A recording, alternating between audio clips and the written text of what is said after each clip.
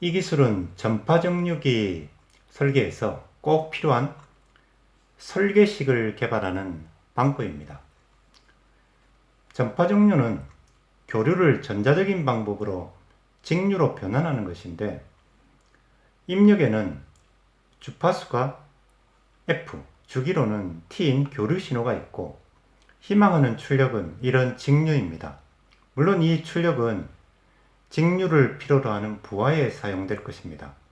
그 부하 저항이 RL입니다. 이런 전자적 변환 기능을 가진 정류기 내부를 보면 다이오드, 콘덴서 같은 전기전자 부품들이 있는데, 이런 부품들은 언론 보도에서 볼 수 있는 소부장 산업들 중에서 부인, 부품 산업에 해당하는 것이고, 한국이 특히 국가적으로 관심을 가져야 하는 기초 산업에 속하는 것입니다. 이 전자적 변환을 할 수 있는 방법은 사용하는 다이오드를 몇 개 쓰느냐에 따라 두 종류가 있습니다. 이렇게 두 개를 사용하는 방법하고 네 개를 사용하는 방법이 있습니다. 여기 질문이 있습니다.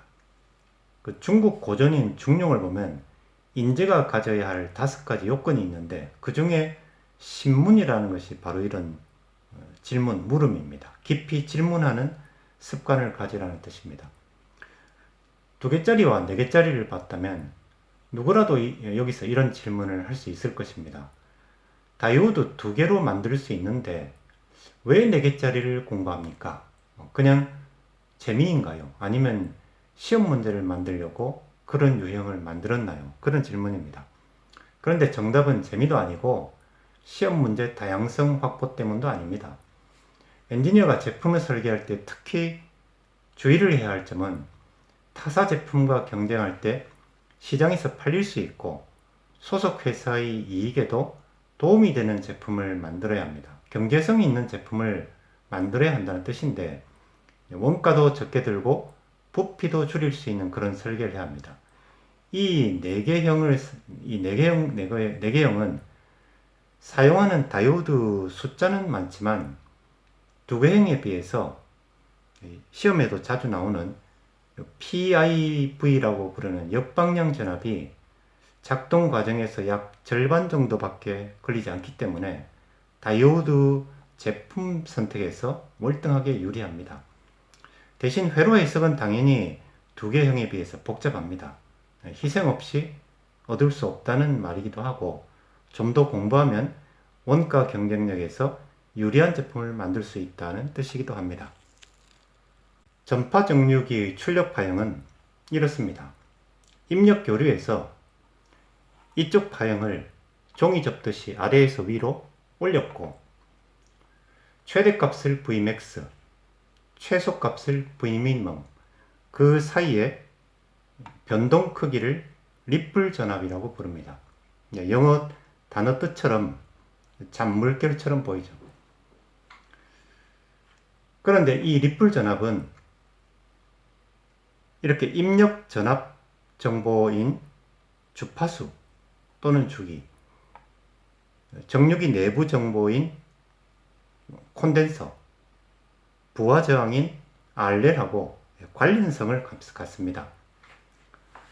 여기서 설계 문제는 이런 것입니다.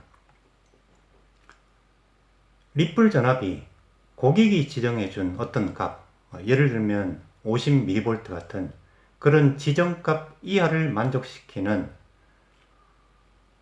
콘덴서의 용량 값을 찾는 문제입니다. 이 설계 문제를 해결할 수 있는 2가지 방법을 생각해 보겠습니다.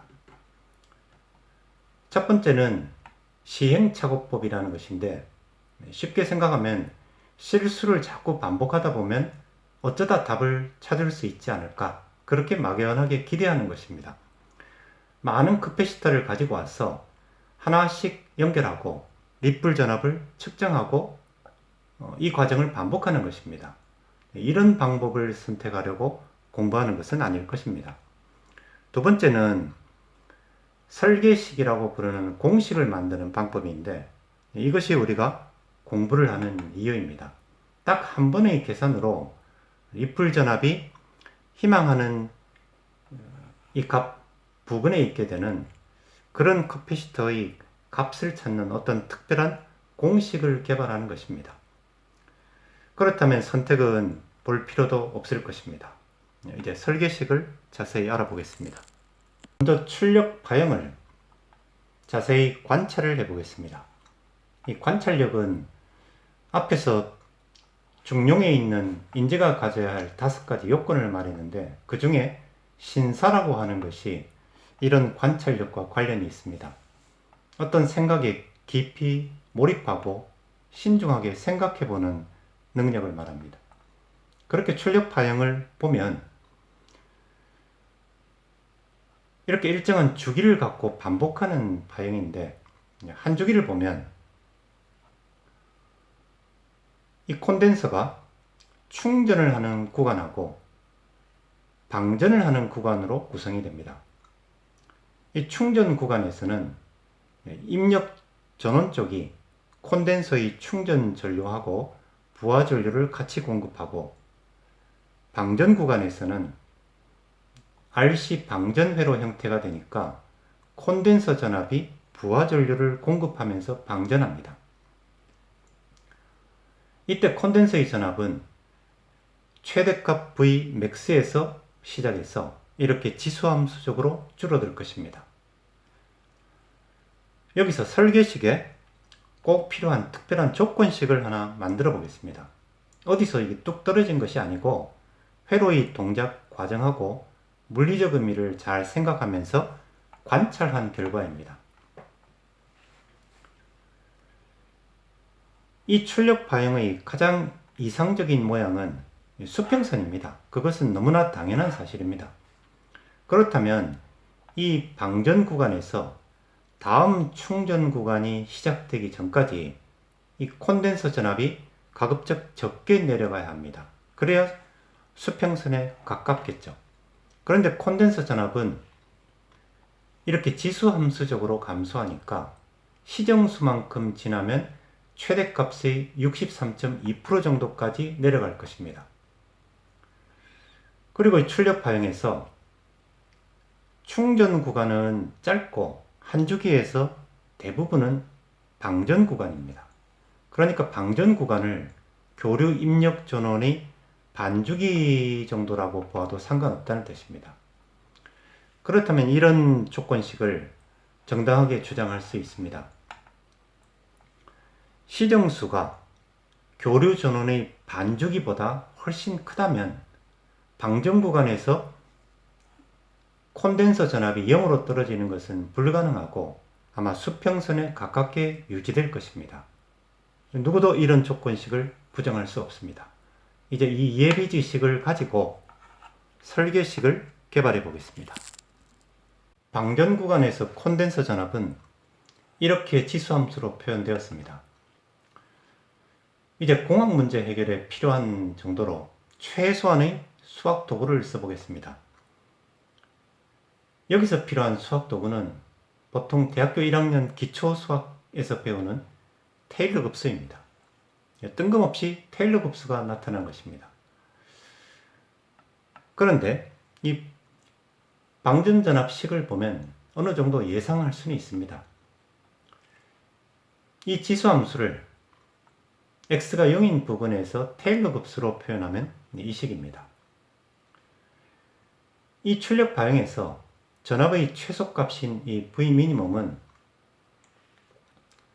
앞에서 방전 구간이 충전 구간보다 훨씬 커서 방전 구간이 대략 전원 전압의 반주기 정도라고 봐도 된다 했습니다.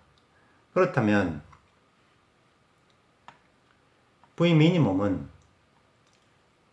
이 최대값에서 지수함수적으로 감쇄를 할 때 시간이 대략 2분의 t, 전원의 반주기일 때의 값이라고 볼 수 있으니까 이렇게 쓸 수 있습니다. 그리고 이 지수함수를 테일러 급수로 바꾸어 쓰면 이렇게 됩니다. 여기서 앞에서 만든 이 조건식을 이용하면은 이 식에서 제곱 이상의 항들을 공학적으로 전부 무시할 수 있고, 그러면 최종적으로 V 최소값을, 전압의 최소값을 이렇게 표현할 수 있습니다. 이 결과를 정리하면 이런 쓸모있는 공식을 만들 수 있습니다. 약간의 관찰력하고 약간의 수학 도구를 이용한 결과입니다. 엔지니어들이 갖춰야 할 기본 요건들이죠. 이 식에서 C를 왼쪽에 두고 리플 전압을 우변으로 넘기면은 주어진 리플 전압을 만족시킬 수 있는 용량값을 계산할 수도 있습니다. 이상 전파 정류기에서 콘덴서의 적정 용량을 찾을 수 있는 공식을 개발하는 과정을 알아봤습니다. 다음번에는 이 공식을 활용해야 하는 기술고시 문제를 다뤄보겠습니다. 재미있었나요? 오늘은 2024년 12월 23일입니다. 모두들 행복한 성탄절 되시기 바랍니다.